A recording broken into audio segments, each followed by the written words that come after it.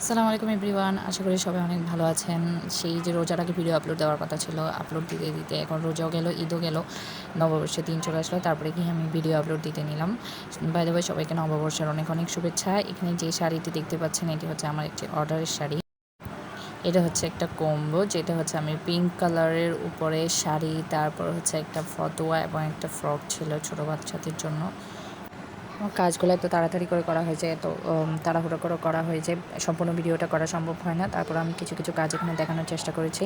যেমন এখানে এই যে কালারটা দেখানো যাচ্ছে, এটা হচ্ছে আমি রেড কালারকে সামান্য একটু হালকা করে হোয়াইট কালার দিয়ে হালকা করে দেন মিষ্টি কালার টাইপের একটা কালার তৈরি করেছি।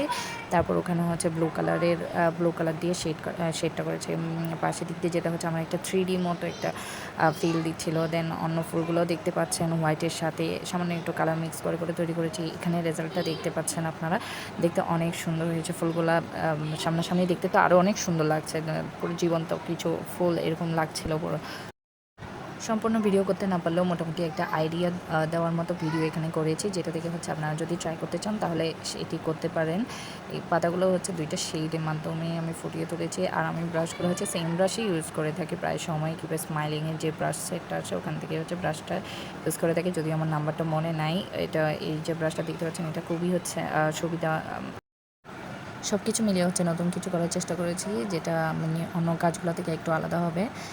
খুব সুন্দর হয়েছে কাজটা, আমার কাস্টমারের খুব পছন্দ হয়েছে। আর প্রত্যেকটা শেডই অনেক সুন্দর লাগছিল কালারটার উপর, যদিও শাড়ি কালারটা এখানে ঠিকভাবে বোঝা যাচ্ছে না। আর শাড়ি কোয়ালিটি অনেক ভালো হওয়াতেই সব কিছু একদম ভালোভাবে সেট হয়েছে, যার কারণে কালারগুলো আরও ভালো লাগছিল দেখতে।